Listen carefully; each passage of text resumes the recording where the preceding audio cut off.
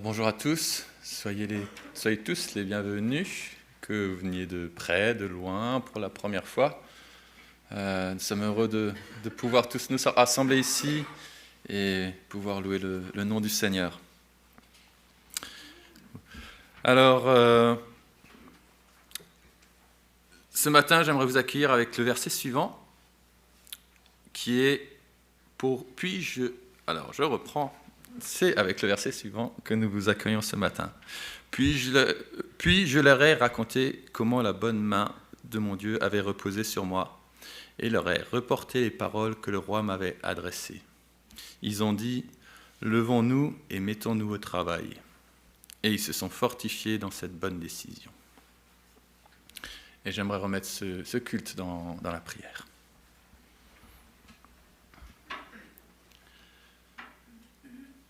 Et Seigneur, nous avons ce matin le privilège de nous rassembler pour écouter ta parole, pour grandir ensemble. Nous n'avons pas besoin de nous cacher. Nous avons cette joie de te connaître, Seigneur. Que nous puissions grandir ce matin, que nous puissions t'écouter, être attentifs à ce que tu veux nous apporter, et que tu puisses être honoré, et que nous puissions repartir, enrichis, et que nous puissions appliquer ce qu'on entend ce matin tout au long de notre vie, Seigneur. Merci pour ta présence ce matin. Amen. Alors oui, ce matin, nous vous invitons à nous lever tous ensemble pour notre Seigneur, partager nos rêves pour l'œuvre de Dieu dans le monde. On parle de réveil spirituel. Je ne vous en dis pas plus pour l'instant. Mais avant de rentrer dans le vif du sujet, ce culte aujourd'hui est présidé par le groupe de jeunes adultes, qui est plus tout jeune finalement. Alors vous ne le connaissez peut-être pas très bien, certains le connaissent bien, d'autres moins bien, donc ça sera l'occasion de se présenter. Et en gros, ce groupe, c'est comme les groupes d'études bibliques qui existent déjà. C'est juste un groupe d'études bibliques qui a pour principe d'être itinérant. Donc on s'invite chez les uns, chez les autres. Le fil conducteur est animé par les uns et les autres aussi, poursuivi par des échanges, des compréhensions personnelles, ce qui nous permet de confronter nos points de vue et de grandir ensemble. Les soirées se clôturent par un temps de partage, et on ne perd pas les bonnes habitudes du groupe de jeunes. Un petit dessert nous attend généralement au bout pour terminer la soirée dans les discussions qui nous permettent de prendre des nouvelles de chacun. Alors, vous vous demandez peut-être qui sont ces personnes qui fréquentent ce groupe. Alors, le plus simple, c'est de les faire monter sur scène. Donc, j'invite le groupe de jeunes adultes à monter sur scène.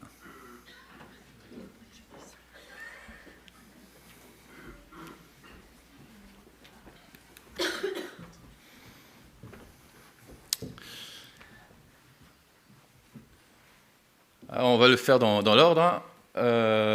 Lui, c'est Paul. Florian, Anne-Catherine, Claire, Sébastien, Thibaut, Céline, Alex. Et il en manque encore plusieurs. Il y a Michel. Et il y a Laurent et Aurore. Voilà, ça c'est le groupe au complet. Et vous pouvez reprendre place si vous voulez. Alors là, vous n'êtes pas plus avancé, vous connaissez les prénoms, vous connaissez un peu les têtes, vous pouvez coller les noms dessus, mais vous n'en savez pas beaucoup plus. Alors je vous propose un petit jeu pour nous découvrir, rien de bien méchant. On va afficher quelques adjectifs qui caractérisent chacune des personnes, des mots. À vous de les associer à la bonne personne. Ça marche ? Pas compliqué. Les enfants, vous pouvez jouer, bien sûr. Premier mot. Radiologie. Eh ben non. C'était un piège. J'ai entendu Aurore, c'est bien Aurore qui travaille à Reichshofen. Prothèse. Florian, qui dit mieux ? Alexandre. Ah. Ça veut dire quoi, ça? C'est quoi ce sous-entendu? C'est Florian.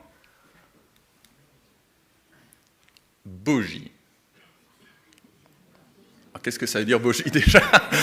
C'est pas bougie, il n'y a pas de faute d'orthographe, hein, c'est bougie. Normalement, il y a une personne qui devrait comprendre. Non, même plus peut-être. Ah non, la personne n'est pas là. Qui a dit quoi? C'est moi-même. Alors les bougies, c'est les roues des trains, si vous voulez. Vous avez 4 roues par... Et ça a trouvé ici, c'est ça?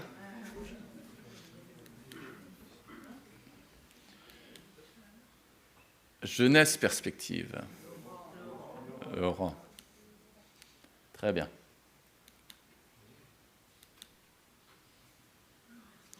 Ça, c'est difficile.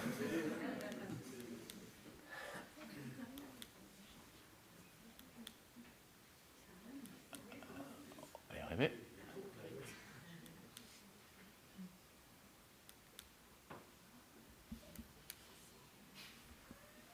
Footing. Tout le monde, c'est ça? Paul, on dit? Mais Paul, il est déjà... Non. Hein?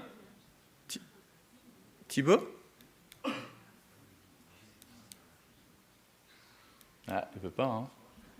Ça va venir, ça va venir. C'est bien Thibaut.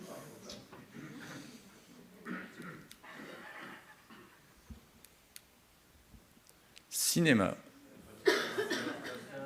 Très difficile aussi.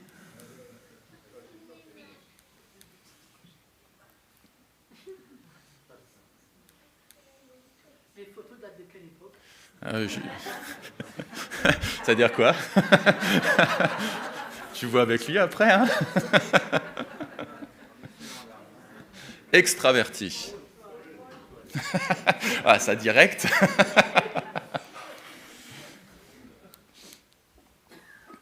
C'est bien, Paul.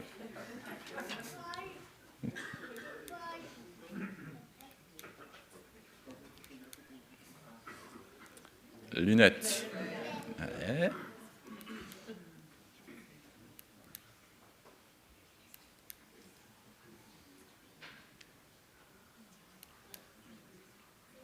Roumanie. Ah, ouais, oui, ceux qui étaient avec. Facile.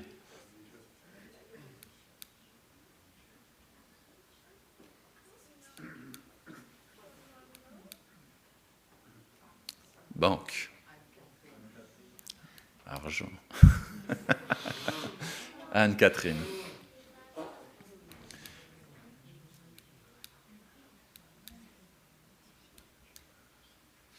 On va y arriver, il faut être patient. Voilà, on a fait le tour. Donc maintenant, vous avez des noms, vous avez quelques passions ou quelques activités professionnelles, caractères, voilà, des personnes du groupe de jeunes. Merci. Et je laisse la place à Sébastien.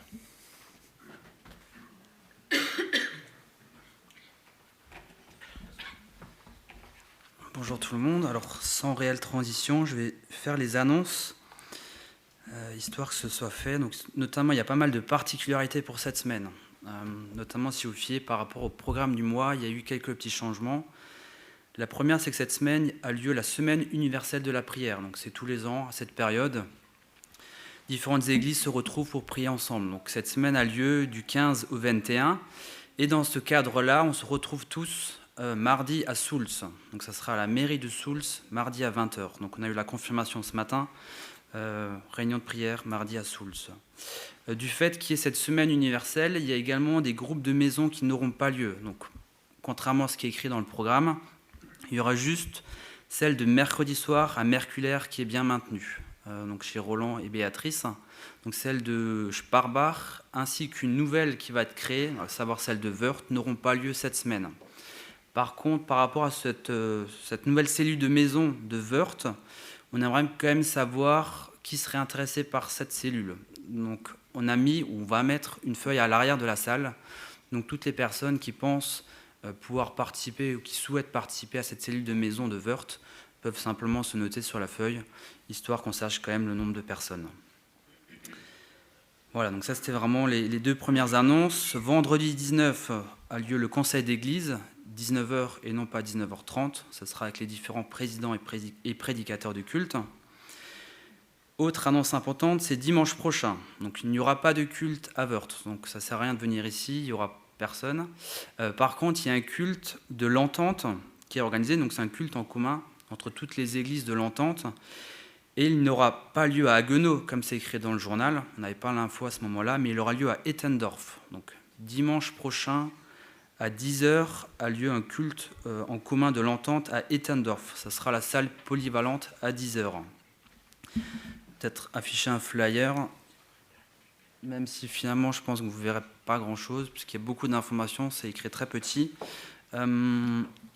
Ce qu'il faut savoir aussi, c'est que si vous souhaitez que vos enfants soient pris en charge, il y a 3 groupes d'âge, jusqu'à 11 ans, il faudra que vous rameniez les enfants, non pas à Ettendorf, mais à Alt-Eckendorf, donc c'est le village juste à côté, entre 9h15 et 9h45. Voilà. Donc retenez bien, 10h, culte de l'entente. Pour les enfants, entre 9h15 et 9h45, rendez-vous à Alt-Eckendorf, à l'église. Durant cette journée, le repas sera tiré du sac. Et l'équipe qui organise cherche encore du monde. Donc ils ont fait un appel dans toutes les églises. Donc je vais aussi faire une annonce. Ils cherchent encore du monde, soit pour accueillir le matin, donc faire l'accueil à Ettendorf, ou pour faire partie de l'équipe de premier secours. Donc en cas de nécessité, qui est des personnes référentes donc qui professionnellement savent donner les premiers secours. Donc si jamais voilà, vous avez ce souhait ou cette vocation, annoncez-vous et on fera la communication auprès du comité d'organisation.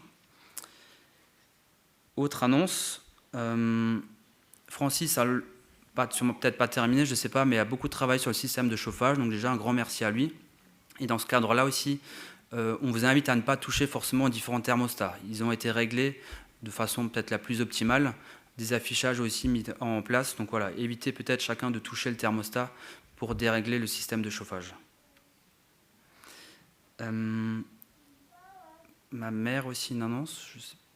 Ah, là.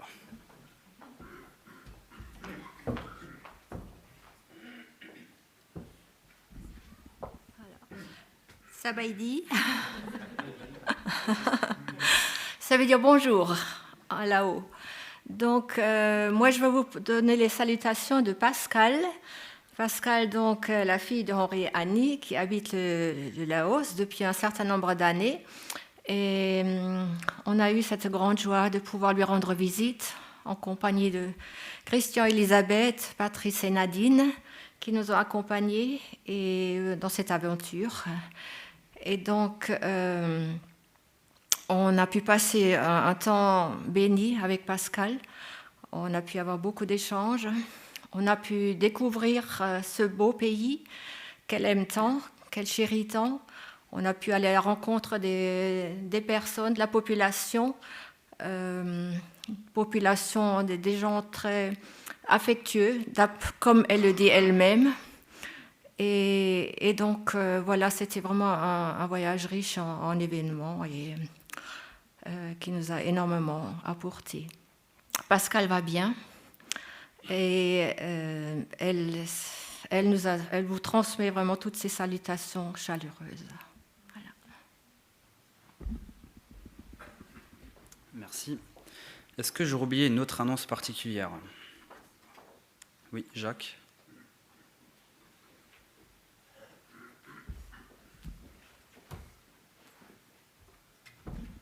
Alors bonjour tout le monde, pour ceux que je n'ai pas vus, je fais un court passage en Alsace. Et si vous avez lu le journal Étincelle, je vous avais parlé d'un peu de chocolat qui fait le bonheur des enfants suisses, mais qui, j'en suis sûr, feront également votre bonheur. Donc j'en mettrai dans une assiette cassée au fond et en termes d'apéro avant le repas, peut-être ça pourrait vous plaire. Voilà, c'était tout. Merci. Merci de penser à nous. Une autre annonce qui aurait été oubliée ? Non. Ok. Alors, comme Alex l'a dit, donc c'est le groupe de jeunes adultes qui anime ce culte. et on ne veut pas forcément trop faciliter la tâche, on aimerait vous faire deviner le thème sous la forme d'un petit rébus qui, je vous rassure, est très très très simple. Voilà. Donc c'est soit un thème, une personne, un livre, une thématique.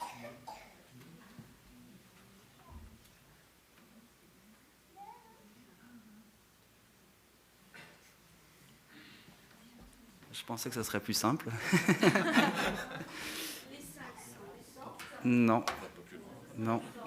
Non, c'est pas l'essence. Pardon ? N'hésite pas. Non. Alors je vous aide, c'est un livre de la Bible, c'est une personne. Néhémie. Ouais, merci. Alors c'est vrai que l'affiche de E.T. C'était un petit piège, il fallait le prendre comme le E, pas comme E.T. Donc c'est Néhémie et l'ami du pain. Voilà.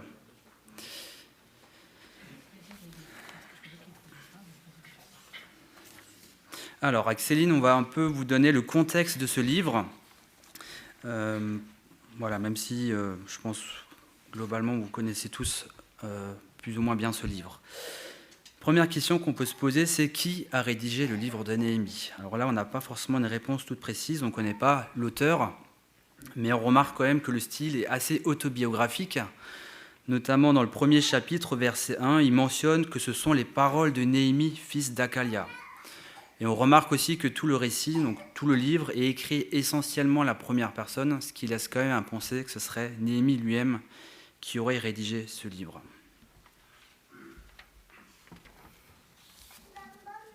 Alors, quand et où a-t-il été rédigé ? Alors, on n'a pas beaucoup d'informations non plus, car on ne sait ni quand ni où il a été rédigé. Cependant, dans Néhémie 1.1, on mentionne que la rédaction du récit a commencé à Suse, en Perse, la 20e année, et ça désigne le règne d'Artaxerxès, roi de Perse, qui s'est déroulé de 465 à 424 avant Jésus-Christ. Qu'est-ce qui caractérise ce livre ? Alors, le livre de Néhémie continue le récit du livre d'Esdras. C'est un livre de la Bible, donc, qui dans la Bible est juste le livre avant celui de Néhémie. À l'origine même, les livres d'Esdras et de Néhémie ne composaient qu'un seul livre. Et c'est seulement au IIIe siècle avant Jésus-Christ que le livre a été divisé en 2 livres distincts.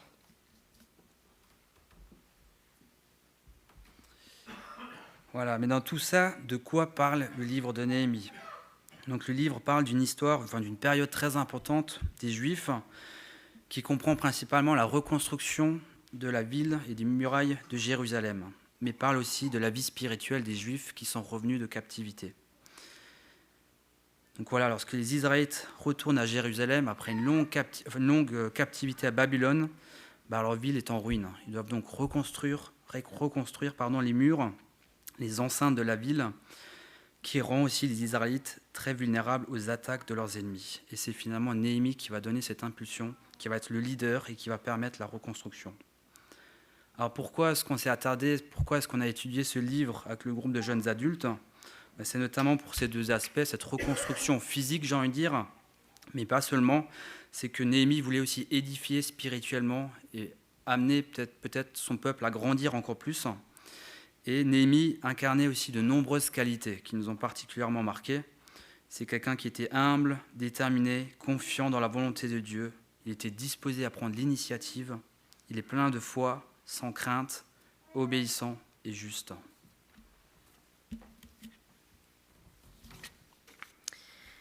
Après l'étude de ce livre ensemble, nous avons été particulièrement touchés par les nombreuses qualités qui caractérisent Néhémie et qui lui ont permis l'aboutissement de la reconstruction des murs de Jérusalem. Et c'est ce que nous aimerions vous partager ce matin. Vous partager quelques-unes de ces qualités afin que nous puissions nous aussi, chacun personnellement, reconstruire nos propres murs dans nos vies qui ont peut-être été détruits par nos échecs, notre péché ou nos difficultés. Et pour imager un peu l'ensemble et symboliser cette construction de murailles, nous voulons à notre tour bâtir un mur avec des briques et chaque brique va représenter une qualité de Néhémie. Voilà. On vous invite à présent à vous lever et à chanter ce chant « Cherchez d'abord le royaume de Dieu ».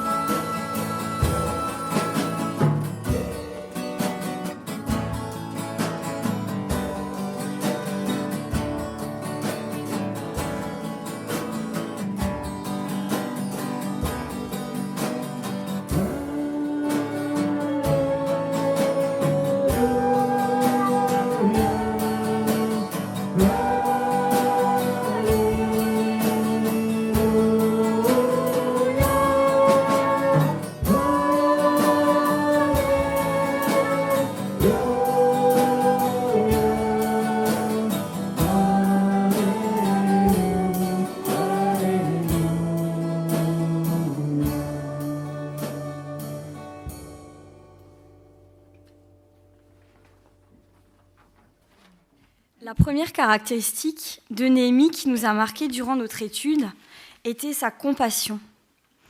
Je voudrais pour commencer lire les passages dans Néhémie 1:2 à 1:4. Hanani, l'un de mes frères, est arrivé avec quelques hommes de Juda. Je les ai interrogés au sujet des Juifs rescapés de la déportation et au sujet de Jérusalem.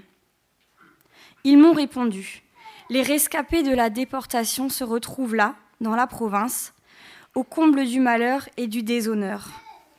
La muraille de Jérusalem est pleine de brèches et ses portes ont été réduites en cendres. À cette nouvelle, je me suis assis, j'ai pleuré, j'ai porté le deuil durant des jours, jeûnant et priant devant le Dieu du ciel.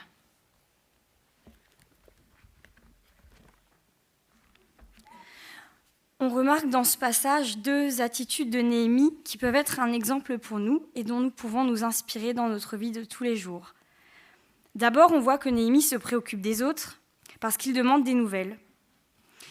On est souvent tenté, je pense, de se préoccuper d'abord de nous-mêmes et de nos besoins.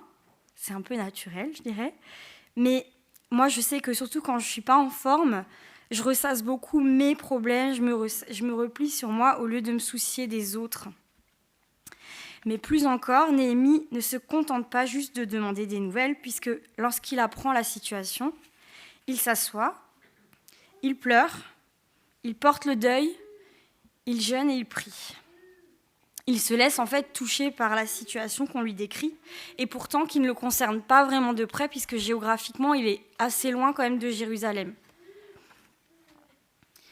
On est fait à l'image de Dieu, et Dieu est compatissant. Dans Exode 34, verset 6, il est dit « L'Éternel est un Dieu de grâce et de compassion, lent à la colère, riche en bonté et en vérité. » Dans Lamentation 3, verset 22, « Les bontés de l'Éternel ne sont pas épuisées, ses compassions ne prennent pas fin. » Jésus aussi a fait preuve de cette grande qualité qu'est la compassion. Notamment, j'en ai choisi un parmi beaucoup.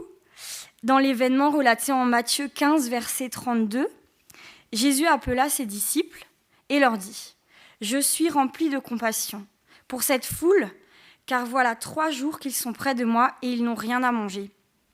Je ne peux pas les renvoyer à jeun, de peur que les forces leur manquent en chemin. » La suite, vous la connaissez peut-être, et c'est là que je veux en venir. Cette profonde compassion pour les autres est un moteur. Elle pousse à l'action. Ainsi, Jésus, pris de compassion, réalisera le miracle de la multiplication des pains et des poissons pour nourrir la foule affamée. La compassion dont fait preuve Néhémie le poussera aussi à l'action, puisqu'il partira lui-même à Jérusalem pour entreprendre le rebâtissement de la muraille. Enfin, c'est peut-être pas le bon mot. Nous voulons aussi prendre exemple sur Néhémie et sur Jésus, que nous soyons encouragés à nous soucier des autres, à nous laisser aussi toucher pour que Dieu se serve de ça comme un moteur dans notre vie et que nous puissions agir à notre tour comme ses bras et ses pieds. Je vous laisse quelques pistes concrètes, mais vous avez certainement encore peut-être d'autres idées.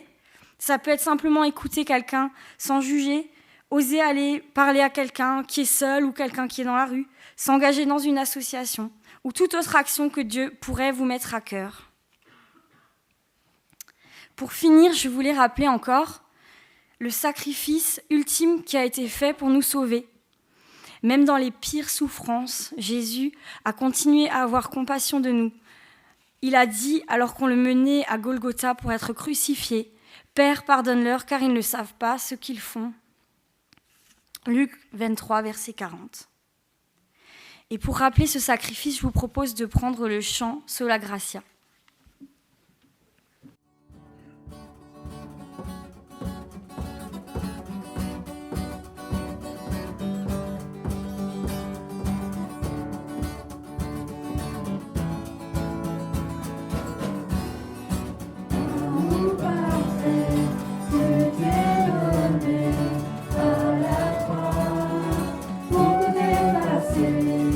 De mes péchés, tu t'es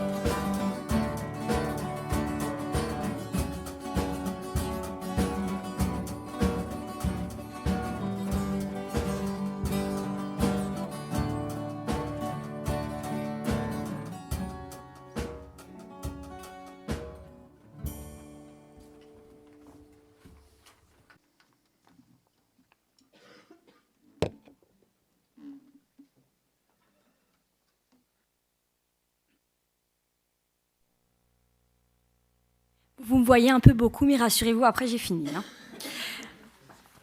La deuxième qualité qu'on a voulu développer et qui nous a touchés chez Néhémie, c'était son sens de la justice. Durant la phase de reconstruction de la muraille, des personnes sont venues se plaindre chez Néhémie. Visiblement, certains avaient des difficultés à trouver de la nourriture et il est évoqué aussi une famine. Il est rapporté à Néhémie que ces personnes devaient emprunter de l'argent pour se nourrir, qui devaient payer des intérêts et donner leurs biens en gage. Néhémie s'emporte alors contre les nobles et magistrats qu'il tient responsables de cette situation parce qu'ils prêtent avec intérêt et profitent quelque part de la faiblesse des autres. Et Néhémie veut défendre les opprimés. Alors d'abord, je voudrais dire que je suis un peu mal placée pour développer cette partie puisque je travaille à la banque. Mais je vais faire de mon mieux. Alors Néhémie, il explique quant à lui qu'il a la qualité de gouverneur, mais que lui n'a jamais imposé, contrairement à beaucoup de ses prédécesseurs, de lourdes charges sur le peuple, parce qu'il estimait que le peuple payait déjà un assez lourd tribut, donc il ne voulait pas en rajouter. Il a agi en fait de la façon qui lui semblait la plus juste, non pas aux yeux du monde, puisqu'il aurait eu le droit d'imposer ses charges, mais aux yeux de Dieu. On voit aussi que finalement, il ne cherche pas son intérêt, il ne cherche pas à s'enrichir, et il a cette haute fonction, cette position de force, mais il n'en profite pas non plus pour écraser les autres. Notre monde serait bien différent si nous étions tous comme Néhémie. Vu mon métier, vous vous en doutez, la question de la justice, c'est quelque chose qui me touche et souvent quelque chose avec laquelle j'ai du mal. Souvent, je ne comprends pas et souvent, je suis aussi en colère dans certaines situations. Rien que pour parler du quotidien, le matin, je fais du vélo pour aller au bureau et des fois, je suis déjà pas bien en arrivant à 8h parce que j'ai croisé X personnes qui dormaient par terre dans le froid, parce que j'ai entendu des nouvelles à la radio le matin qui parlent des otages. Même pas imaginer l'horreur que ces personnes peuvent vivre. Des fois, aussi en rentrant, je sais qu'il m'est déjà arrivé de croiser des personnes avec des tout petits en poussette, même pas couverts en hiver, n'importe comment. Et on voit juste que les parents s'en fichent complètement. Alors, évidemment, les degrés de ce que je compare, ça n'a rien à voir, mais c'est juste pour dire, quotidiennement, il y a tellement de choses où je me dis, les enfants, ils sont tellement précieux, il y a des parents qui ne le voient pas, et ça me rend malade, en fait. Enfin, c'est juste des exemples de souffrance ou d'injustice que j'ai énormément de mal à accepter. Heureusement, je sais qu'on a un Dieu qui est juste.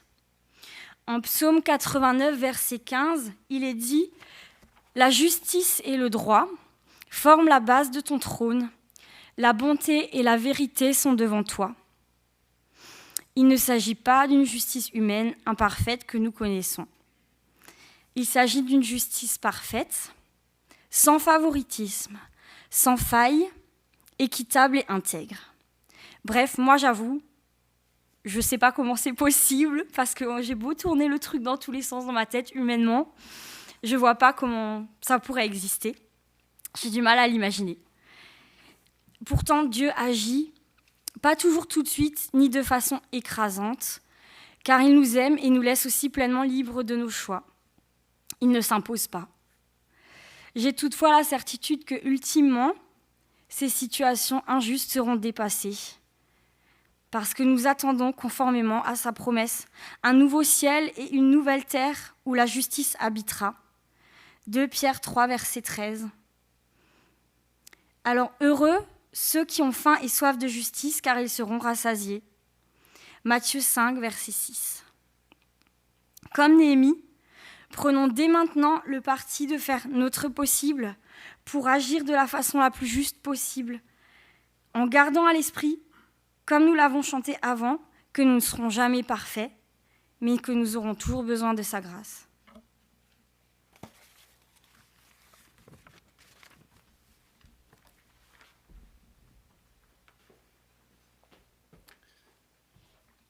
Merci Anne-Catherine. Ça va être l'heure aussi pour les enfants. Voilà. D'avoir aussi leur moment d'enseignement avec Evelyne, c'est ça? Ok. Donc c'est le moment pour les enfants de rejoindre l'école du dimanche aussi.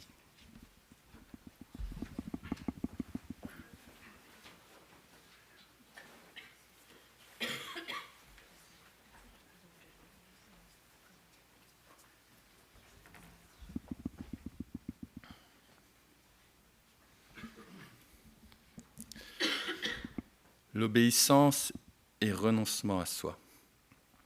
Alors, petite question à vous. Est-ce que rappelez-vous quand vous étiez jeune, est-ce que c'était facile d'obéir aux parents?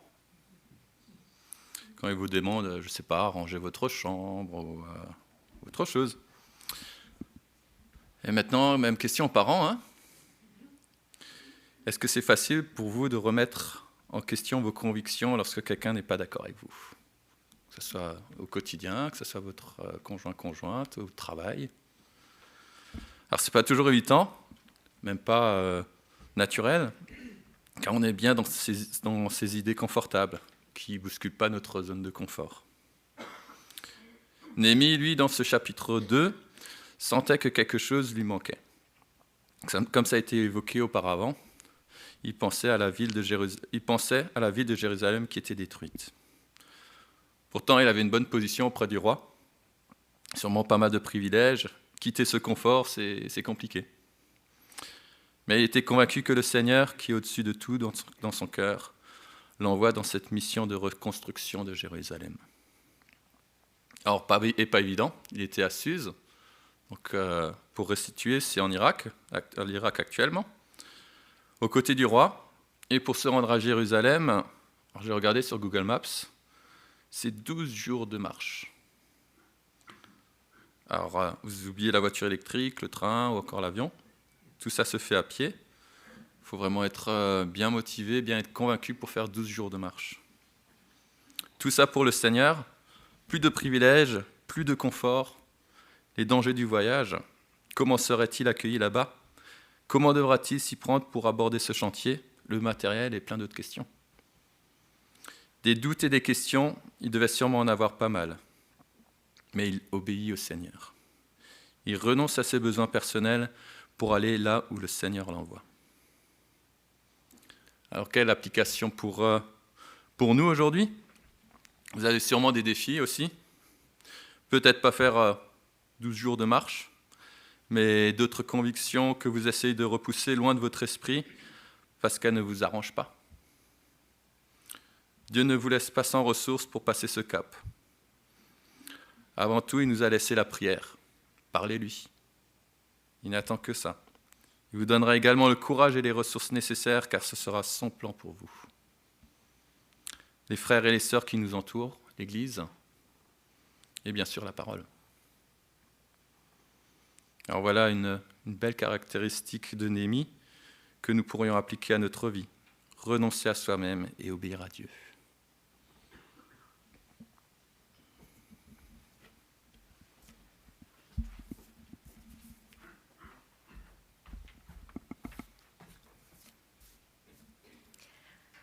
Alors pour ma part, ce livre de Néhémie est un livre qui m'a parlé et pas mal inspiré, puisque nous parlons de reconstruire et de bâtir. Et comme je pense la plupart le savent, je sors de 2 ans de rénovation de maison, la maison de mes grands-parents, une très vieille maison alsacienne qui cette année fête ses 300 ans. Donc vous pouvez un peu imaginer l'ampleur des travaux que nous avons eus.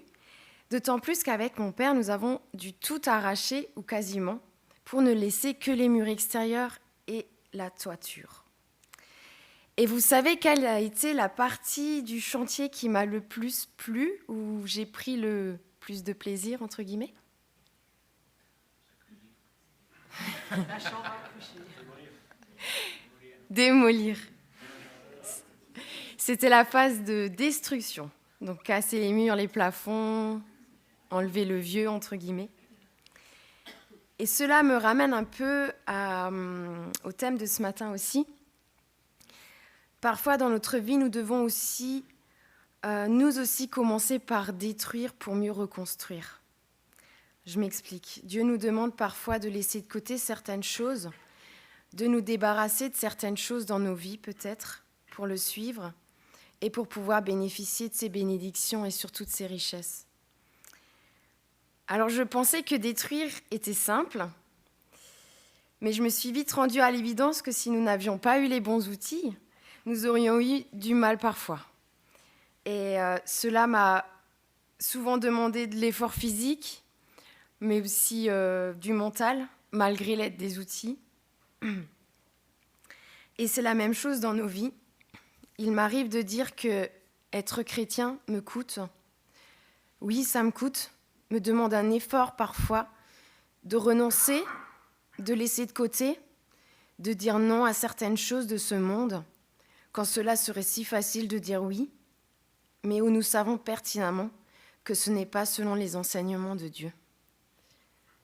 Savoir me débarrasser de ceux qui ne glorifient pas Dieu dans ma vie, savoir renoncer à soi, à ses désirs personnels parfois, savoir obéir en toutes circonstances. Un grand sujet avec lequel, je vous avoue, j'ai parfois du mal et qui me demande toujours à nouveau de me tourner vers le Seigneur, à me mettre à genoux et à chercher sa volonté avant la mienne. Je me souviens aussi lors de notre destruction qu'il y avait un très joli mur à colombage dans la maison que j'aurais bien aimé préserver et garder. Mais malheureusement, ce mur était beaucoup trop fragile. Au moindre coup de marteau, il s'est effondré. Et parfois, dans nos vies, les choses auxquelles nous tenons, nos rêves, nos désirs les plus chers, les choses auxquelles nous accordons de l'importance, s'effondrent. Et nous ne comprenons pas. Le plus difficile pour ma part, c'est l'acceptation du plan de Dieu dans ma vie, malgré mes incompréhensions, malgré mes doutes. Continuer à obéir aveuglement et lui faire confiance, même si je ne vois pas le bout du tunnel. Toute une mission. Sur les 2 ans de rénovation, nous avons environ pris 1 an à détruire ce qu'il fallait. C'est énorme et je n'aurais jamais pensé cela avant de commencer. Mais la destruction était nécessaire et elle en valait la peine car le résultat aujourd'hui est bien au-delà de mes espérances. Donc même si notre destruction, notre lutte, nos combats ou notre chemin peut paraître des fois très long, je veux croire que cela en vaut la peine. Et le résultat de la reconstruction, les bénédictions en seront d'autant plus grandes.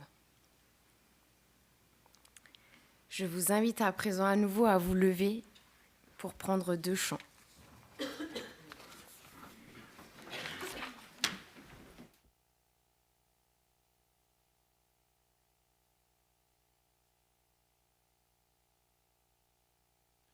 Alors, pour ces chants, je vous invite aussi à bien prendre conscience des paroles.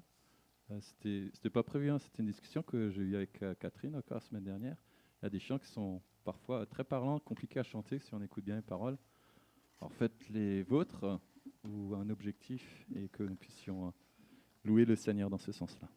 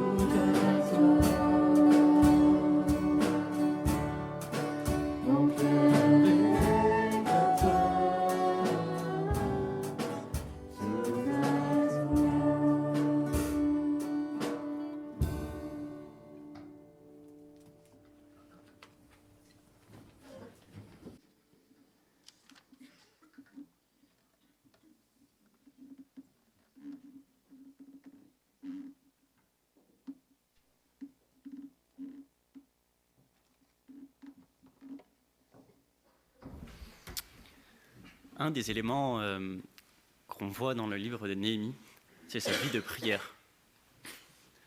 Alors, c'est quelque chose qui me parle beaucoup, parce que je ne sais jamais comment prier. Que ce soit debout, à genoux, le matin, le soir, de quelle manière s'adresser à Dieu. Du coup, je me suis dit, je vais m'inspirer de Néhémie. Je vais vous présenter une des manières. Alors, je vais m'inspirer de Néhémie 1, le verset 5 à 11. On ne va pas le projeter, je vais juste vous lire quelques versets. Dans les 3 choses que j'ai retenues dans sa prière, c'est qu'il commence par la position de Dieu. Ensuite, la repentance, et ensuite, la délivrance. Ça commence au verset 5 avec la position de Dieu. Il commence éternel, Dieu du ciel, Dieu grand et redoutable. Ok, position. Il continue au verset 7 avec la repentance. Il dit « J'intercède pour tes serviteurs, les Israélites, en confessant leurs péchés, ceux que nous avons commis contre toi. Oui, ma famille et moi, nous avons péché. » Parle pour tout le monde et reconnaît ses fautes. Et ensuite, au final, il demande la délivrance. Et il rappelle les paroles de Moïse qui sont citées vers le verset 9.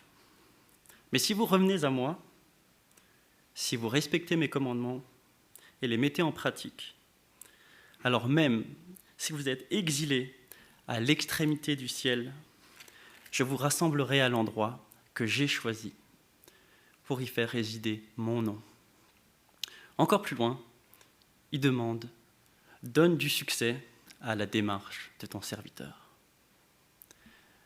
Et donc, dans cette prière, j'ai vraiment retenu 3 éléments. La position, Dieu, c'est Dieu. La repentance, reconnaître ses péchés. Et ensuite, la délivrance. J'ai réussi aussi à faire un parallèle avec une prière, le Notre Père. Le Notre Père commence de la même manière. Notre Père qui est au ciel.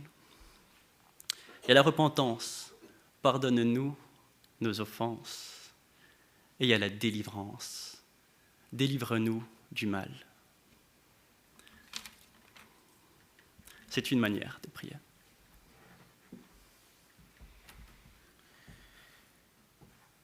Alors moi, je me suis demandé, pour ma part, qu'est-ce que c'est la prière ? Alors, je voudrais vous citer la pensée du jour que je lis quotidiennement. Pour la pensée du jour, prier, c'est simple. Parlez à Dieu comme vous le feriez avec votre ami le plus proche. Dieu vous aime et peut tout entendre.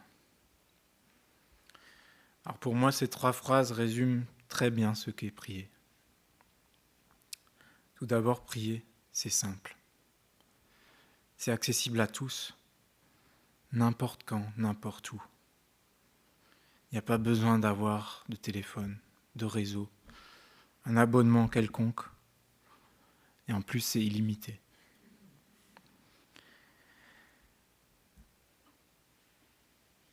S'il y a une chose dont vous pouvez abuser, une bonne chose, c'est la prière. Dans 1 Thessaloniciens 5, versets 16 à 18, on peut lire « Priez sans cesse, exprimez votre reconnaissance en toutes circonstances, car c'est la volonté de Dieu pour vous en Jésus-Christ. » Alors par exemple, moi, ça m'arrive souvent de prier au travail, par exemple, dans ma tête, avant de commencer certains travaux, compliqués ou non, ou certaines réunions, enfin, peu importe. Et ça me fait du bien. Je ressens après la présence de Dieu et je suis plus calme, je suis en paix. La prière, comme l'a dit Alexandre, c'est vraiment quelque chose que Dieu nous a donné, quelque chose que Dieu nous a offert pour communiquer avec lui. Deuxièmement, parlez à Dieu comme vous le feriez avec votre ami le plus proche. Je pense qu'on a tous des amis. J'espère que Jésus en fait partie, pour vous aussi. En tout cas, cet ami-là ne vous juge pas. Il n'y a pas forcément besoin de faire des belles prières, bien structurées. Alors c'est bien, hein, je dis pas que c'est pas bien d'avoir des structures, etc. Mais c'est pas ce qu'il y a de plus important. Et je dois souvent me le dire parce que moi-même je me dis parfois, ouais, je sais pas bien prier. Quand je vois certains, ils font des belles prières. Néhémie, par exemple, on en a parlé. Mais toutes ces idées-là, c'est des idées qui viennent du diable, hein, qui nous dit, mais toi, tu parles pas assez bien, tu vas avoir des blancs, tu vas peut-être écorcher un mot. Je parle des prières en public maintenant.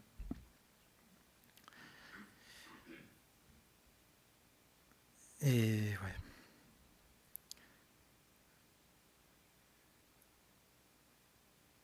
Donc justement, ces moments de blanc, ces moments où on est peut-être moins à l'aise pour prier, je le comprends. Mais on a l'Esprit Saint qui est en nous et qui sait tout ce que nous voudrions dire, même si on ne l'a pas forcément dit, si on a oublié quelque chose.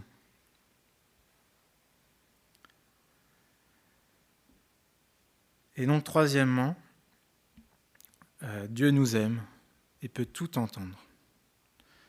Dieu, il est toujours là et il peut tout entendre.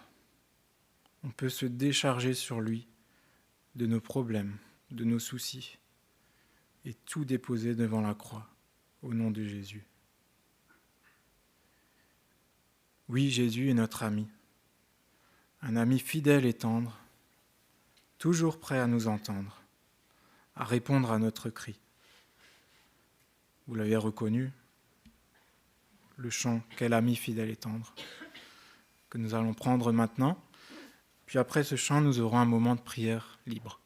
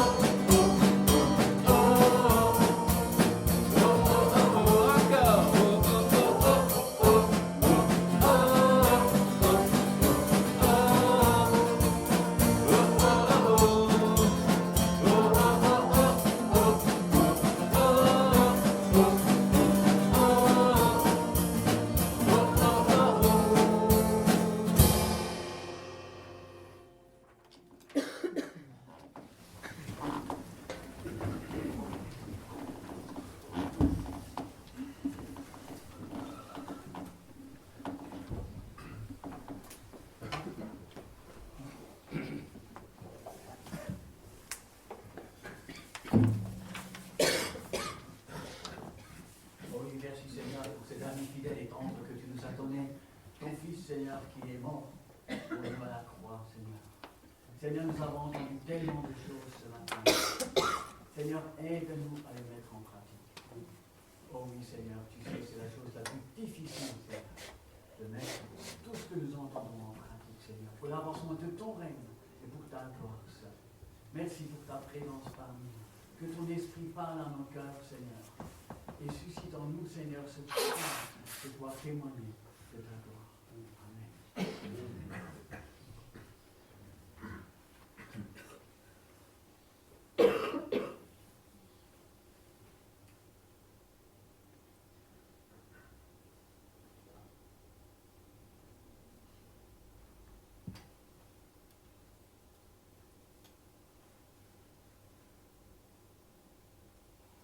Merci Seigneur pour l'exemple de Néhémie que nous ont rappelé les jeunes.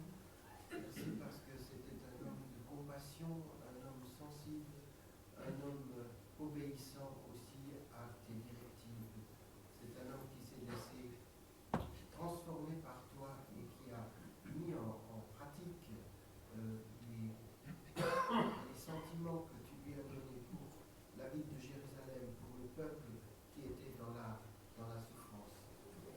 Seigneur, aide-nous à ressembler à Néhémie, sinon à te ressembler à toi, qui est notre exemple parfait. Donne-nous, Seigneur, de chercher à te ressembler davantage et de mettre notre vie en conformité avec tes commandements, ta parole. Seigneur, tu es tout pour nous. Tu es celui qui nous a gagné la place au paradis. Tu es celui qui nous prépare une place, qui nous attend. Seigneur, donne-nous de vivre dans cette optique de te rejoindre et d'être avec toi pour toujours. Amen.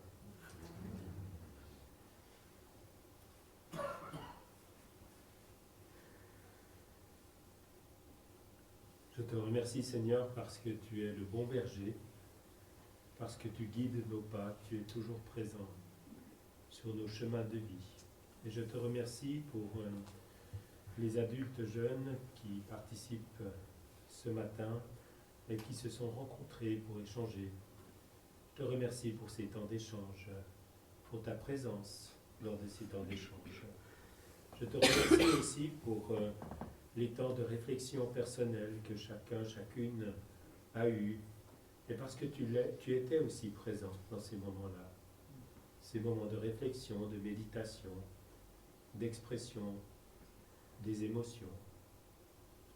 Je te remercie parce que tu es là, tu guides nos vies, tu guides nos pas, et tu le feras encore pour chacun, chacune d'entre nous.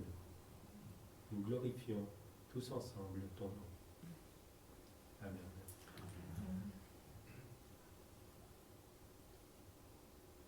Mais Seigneur, que c'est parfois difficile de suivre ce chemin que tu prévois pour nous. Et comme Néhémie nous le montre, tu es un Dieu fidèle, tu es un Dieu de justice, tu es un Dieu de compassion. Et toi, à nos côtés, ça devient déjà beaucoup plus facile, Seigneur. Que nous puissions suivre cet exemple, suivre ton exemple, Seigneur, dans cette marche qui n'est pas toujours évidente, que nous puissions t'honorer, te glorifier dans nos vies, dans nos choix, dans nos objectifs, et que nous puissions t'honorer à travers cela.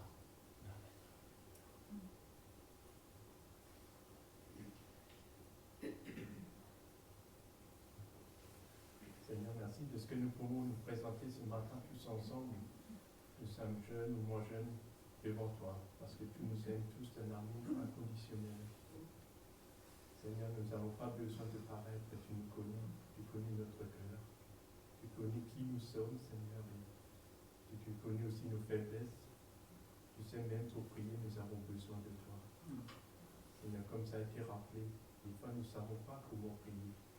Mais c'est le Saint-Esprit qui nous aide à prier, qui nous aide à dire les choses que tu aimerais entendre de notre bouche. Quelle grâce d'avoir le Saint-Esprit qui habite dans notre cœur, qui nous emmène dans toute la vérité. Seigneur, merci pour ce groupe de jeunes adultes. Merci pour tout ce que tu leur as mis à cœur de nous partager ce matin, de ta parole bénie. Seigneur, quelle grâce. Tu les as déjà touchés eux, mais tu nous touches aussi à travers cet exemple de nous-mêmes. Et Seigneur, merci pour ce message aussi simple et audible que nous avons pu recevoir de ta part, Seigneur. Et nous avons aussi besoin de toi pour pouvoir le vivre, Seigneur. Nous pouvons, un de nous-mêmes, Seigneur, qui nous connaît.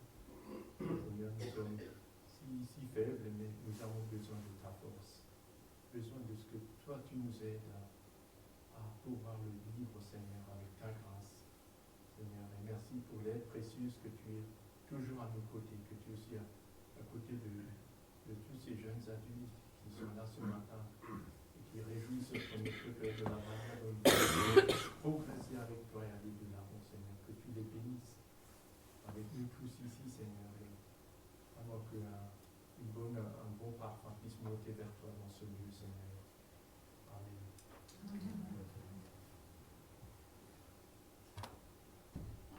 Merci Seigneur, parce que tu es aussi cet ami fidèle et tendre pour moi.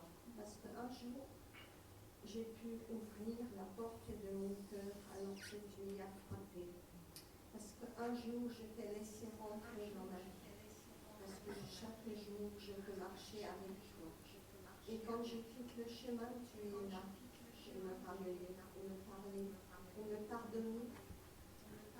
Merci Seigneur pour ton amour, ta constance, ta fidélité. Tu es pour moi le rocher, le roc sur lequel je peux m'appuyer. Merci Seigneur Jésus, et gloire à toi. Amen.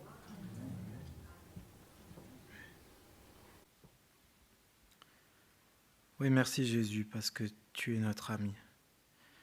Et on peut te parler à n'importe quel moment, où que l'on soit.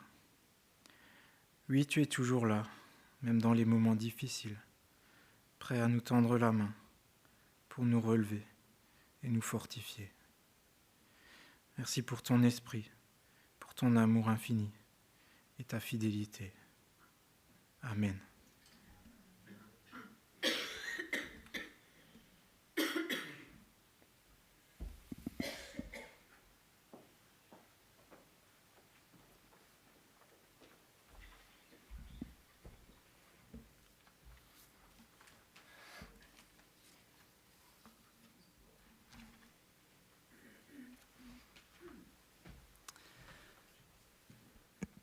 Cette semaine, on a enfin pu dire que l'hiver s'est installé. Les températures ont tellement baissé qu'il n'y a plus de doute.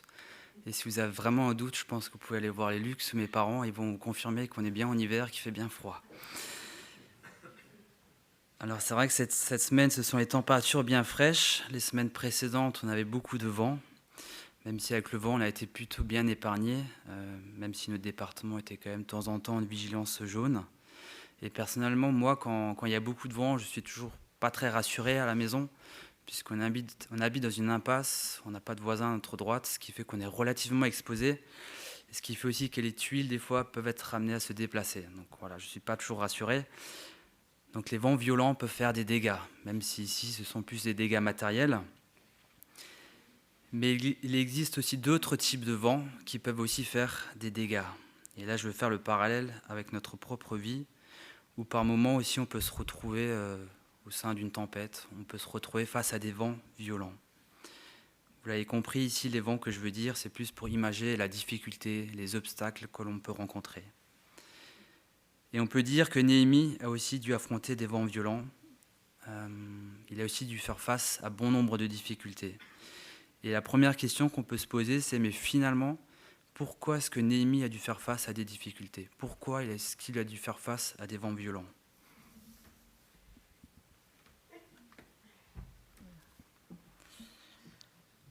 Alors la réponse, elle peut sembler simple. Elle est peut-être même mathématique. Il y a une loi physique qui explique pourquoi on fait face à des vents violents. Alors, on ne va pas la démontrer, on ne va pas se lancer dans les calculs, mais cette loi, elle dit que dans l'univers, quand un objet se met en mouvement, il va faire face à de la résistance. Cela paraît évident, si on est en mouvement, on se met en action, il y a bien des choses qui peuvent interagir avec nous. Finalement, les seuls objets qui ne sont pas soumis à une forme de résistance, ce sont les objets immobiles.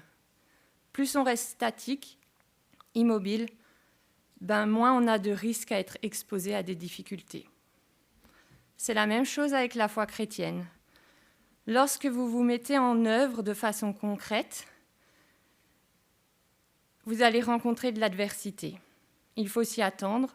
Vous serez probablement assailli de différents sentiments négatifs auxquels il faudra faire face, comme l'apathie, la colère, le ridicule, les critiques, les disputes et d'autres choses.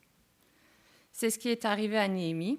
Il a décidé de se mettre en marche, d'agir, d'œuvrer pour Dieu, et du coup les vents l'ont entouré. Ils auraient pu le mettre à terre. Et lorsque cela nous arrive, de passer des moments difficiles et par des vents violents, il est facile de perdre pied, de perdre appui. Lorsque le vent de la panique envahit notre cœur, lorsque la crainte du lendemain prend le dessus, il est facile d'être découragé. Et pour ne rien arranger, les vents de l'adversité sont souvent très puissants, très forts et soufflent dans toutes les directions. On a l'impression d'être perdu par moments. On se demande alors pourquoi cela nous arrive. Qu'a-t-on fait pour mériter cela ? Pourquoi c'est arrivé ? À qui la faute ? On peut même se demander si cette situation est le fruit d'un péché qu'on aurait commis, ou plutôt le résultat d'un acte de méchanceté de quelqu'un qui nous veut du mal, ou s'il s'agit de quelque chose voulu par Dieu. Toutes ces questions sont légitimes et on s'est déjà tous posé ces questions. On est déjà tous passés par des vents violents et peut-être qu'en ce moment même, on a l'impression d'être dans une grande tempête qui ne peut pas s'arrêter. Cela fait peut-être un certain temps que tu pries, que tu cries au désespoir, mais que tu ne vois aucune réponse. Comme annoncé juste avant, Néhémie est aussi passé par ces vents violents et les difficultés. Mais alors, comment il a fait pour tenir bon ?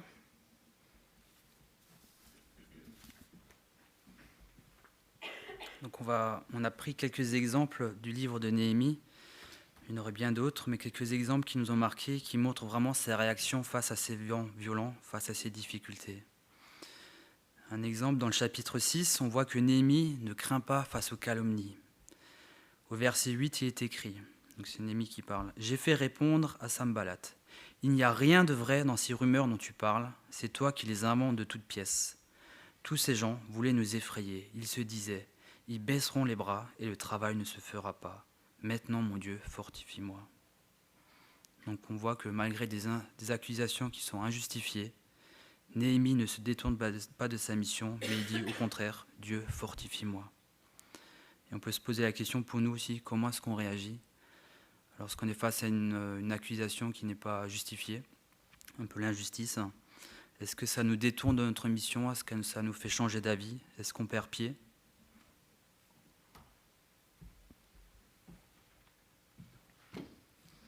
Dans le chapitre 5, on voit que Néhémie va affronter les problèmes et parle à ceux qui lui font du tort.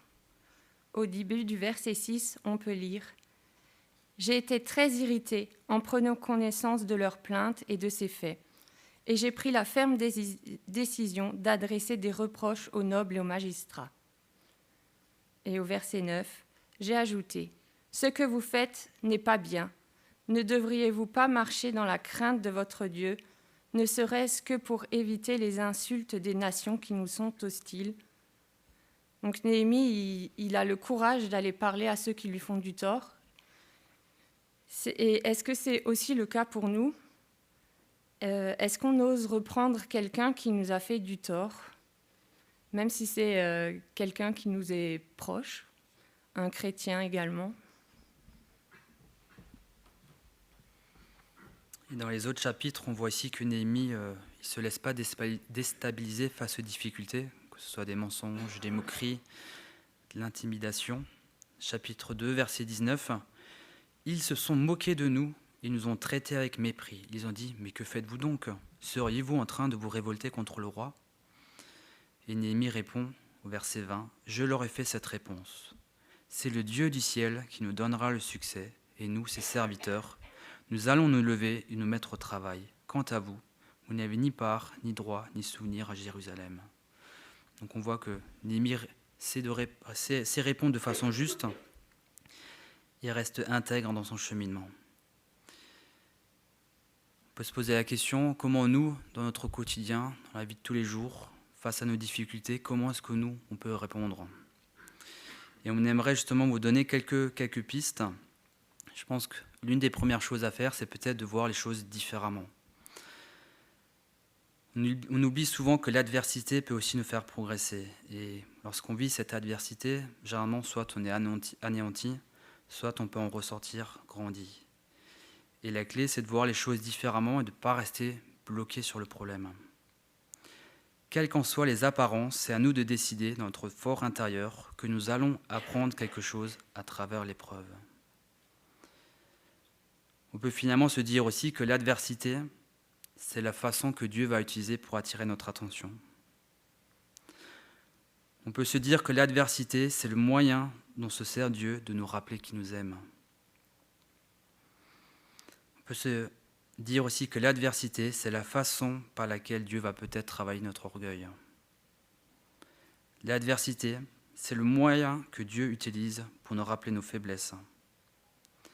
L'adversité, c'est la façon par laquelle Dieu démontre sa fidélité et qu'il a des promesses envers nous. L'adversité, c'est le moyen que Dieu utilise pour nous préparer aussi à réconforter les autres. On devient plus utile à Dieu et aux autres à travers notre propre souffrance. Le fait de voir justement cet autre aspect de l'adversité peut nous aider à l'aborder différemment. Mais ce qui est important aussi, c'est de pouvoir garder le cap. Les difficultés, souvent, comme ça a été dit, peuvent être longues, très pénibles, peuvent s'étendre sur plusieurs semaines, plusieurs mois, plusieurs années. Et dans cette période, on peut facilement perdre le cap, s'épuiser, se fatiguer. Donc l'aspect important aussi, c'est de faire preuve de persévérance. Néhémie s'est aussi rapidement rendu compte que l'adversité pouvait le distraire de sa vision, mais il a su garder le cap de différentes manières bien particulières qui s'appliquent aussi à nous aujourd'hui.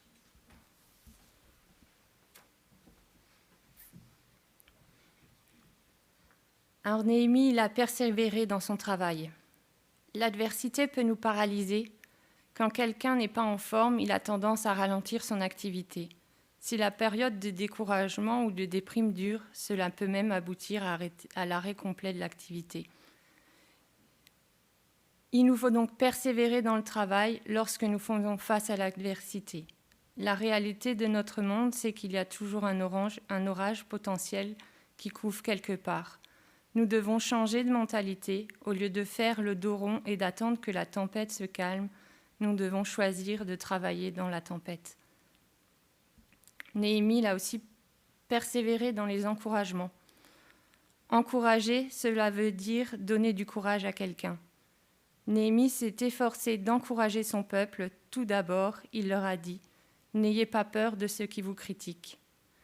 Vous n'avez aucune emprise sur ceux qui vous critiquent, mais vous pouvez contrôler votre façon d'y répondre. » Deuxièmement, Néhémie a dit « Souvenez-vous que Dieu est de votre côté. » Si donc Dieu est effectivement de notre côté, que nous importe qui se trouve en face.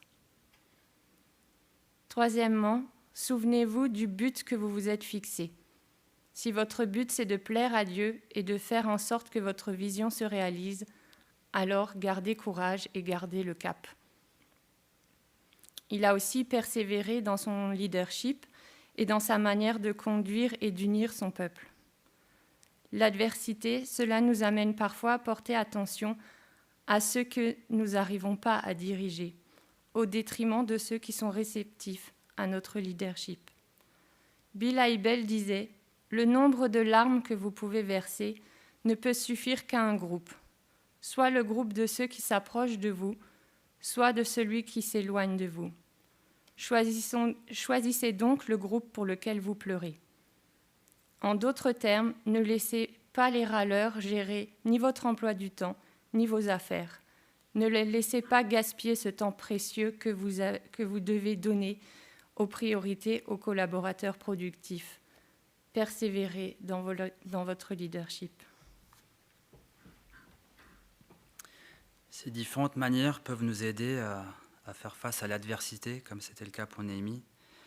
Mais il y a aussi un autre élément qui, pour moi, est indispensable, c'est de faire preuve de courage. Et si on ne fait pas preuve de courage, comme c'était le cas pour Néhémie, on peut vite se retrouver tétanisé par l'enjeu, tétanisé par les difficultés, et au final, on ne fait plus grand-chose. Nelson Mandela a décrit ce qu'est le courage avec la citation suivante. « J'ai appris que le courage n'est pas l'absence de peur, mais la capacité de la vaincre. » Et c'est pas parce qu'on a peur qu'on n'est pas courageux. Oui, on peut avoir peur, et c'est même normal d'avoir peur. Mais ce que nous ne devons pas oublier, c'est que lorsque nous avons peur, lorsque nous sommes dans le combat, c'est que nous ne sommes pas seuls. Et Néhémie savait qu'il avait toujours Dieu à ses côtés. Au psaume 3, verset 3, il est écrit « Mais toi, ô Éternel, tu es mon bouclier, tu es ma gloire, et tu relèves ma tête. » Donc ce verset nous dit que voilà, Dieu est notre bouclier, et que c'est lui qui va nous aider à avancer, c'est lui qui sera notre force. Tenons ferme et levons bien haut notre bouclier. Et quand j'ai commencé à préparer cette partie, ça a tout de suite fait écho par rapport à un film que j'apprécie tout particulièrement, qui pourrait presque être un film de chevet. Et, il s'agit du film 300 qui est sorti il y a quelques années. Je voulais d'abord vous montrer un extrait, mais je me suis vite rendu compte, au vu de la violence de certaines images, que c'était vraiment pas approprié. Donc j'ai préféré m'en abstenir. En tout cas, le film raconte l'histoire de la bataille des Thermopyles. C'est sûrement l'une des batailles les plus emblématiques ou des plus célèbres de l'histoire antique, qui raconte l'opposition entre d'un côté l'armée grecque et de l'autre côté l'armée perse menée par Xerxès. Et la particularité de cette bataille, c'est surtout la différence qu'il y avait entre le nombre de soldats. Alors c'est vrai que dans le film, c'est une vision très fantastique, très cinématographique, où on se retrouve avec 300 soldats grecs qui affrontent 100 000 Perses. Donc 300 contre 100 000, vous doutez que la différence est assez incroyable. Je n'ai pas les vrais chiffres en tête, je crois que c'était plutôt du 7 000 contre du 100 000 ou 200 000. Mais en tout cas, la différence est assez invraisemblable. On pourrait presque se dire c'est du suicide, pourtant la bataille a bel et bien eu lieu. Donc vous vous doutez que là, s'ils n'ont pas fait preuve de courage, ça aurait été mission impossible d'entrée de jeu. Donc le critère du courage était indispensable. Il fallait un courage incroyable. Et à un moment donné, dans le film, on voit ici une personne qui souhaite faire partie de ces 300. Et le chef des Spartiates, qui est Léonidas, va refuser cette personne de faire partie de ces 300. Pourtant, il avait fait preuve de courage, mais il lui a refusé. La raison, c'est que cette personne n'arrivait pas à soulever son bouclier suffisamment haut, et que du coup, potentiellement, il pouvait créer une faille dans la ligne de défense et mettre en danger ces personnes à droite et à gauche. Et ce que je veux dire par là, c'est que voilà, nous aussi, lorsqu'on a du courage, lorsqu'on a les bonnes volontés, des fois on peut se retrouver face à des choses qui peuvent nous tétaniser, nous bloquer. Et levons notre bouclier très haut, levons la parole de Dieu, proclamons les promesses, demandons de l'aide à Dieu. Et dans le combat, Dieu nous aidera et il nous protégera. On va poursuivre avec un dernier chant, « Ô Jésus, mon Sauveur ».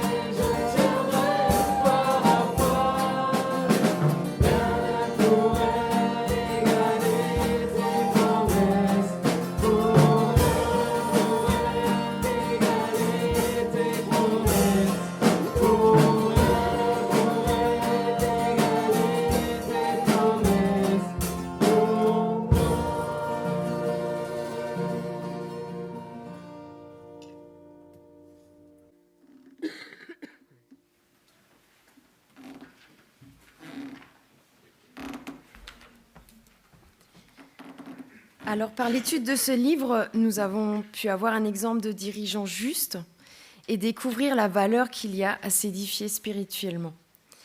Alors, on est conscient qu'il y a vraiment beaucoup de choses qui ont été dites ce matin et que probablement on n'arrivera pas à tout retenir ou à mettre en application. Mais on vous propose tout de même ce matin de repartir du culte, non pas dans la même attitude dans laquelle vous êtes venus, mais d'être réellement encouragés et repartir avec au moins une des briques dans votre cœur. Et c'est l'occasion de développer dans nos vies et une des qualités de Néhémie que nous avons pu vous présenter ce matin. Mettons-la en pratique cette semaine, peut-être même dans une situation particulière que nous sommes en train de vivre, et ainsi être une lumière pour ceux qui nous entourent. Nous aimerions vous remettre à la sortie du culte une petite pierre comme celle-ci, avec une des caractéristiques du coup dont on a parlé ce matin sur Néhémie, qui ont été évoquées, que vous pourrez donc choisir en rappel quelque part de ce qui a été dit et de votre mission de la semaine. Voilà. Alors on vous encourage réellement à prendre une de ces pierres. Prenez vraiment la caractéristique qui vous a le plus marqué, parlé, ou que vous aimeriez mettre en application tout au long de la semaine et des jours à venir. Voilà.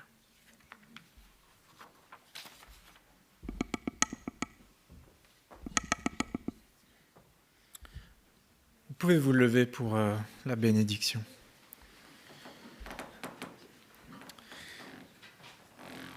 Pour terminer, je voudrais vous rappeler un verset dans Néhémie, au chapitre 8, la deuxième partie du verset 10. « Car ce jour est un jour saint pour notre Seigneur. Ne soyez pas tristes, car c'est la joie de l'Éternel qui fait votre force. » Je vous souhaite à tous un bon dimanche et soyez bénis.